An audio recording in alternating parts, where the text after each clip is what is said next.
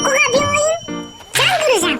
でもこの島はここにしか病院がないからここで受けるしかない。とりあえず頭が痛いからそれを伝えよう。しかしここ湿気がすごいな。ここで待ってる動物たちは平気なの？診察室とかどうなってるんだろう。とりあえず座って待つしかないか。お、呼ばれた。待ってる人たちより先に行っていいの？変な病院だな。奥の診察室もすごい環境でやっている。とりあえず頭痛いのは治してくれるみたい。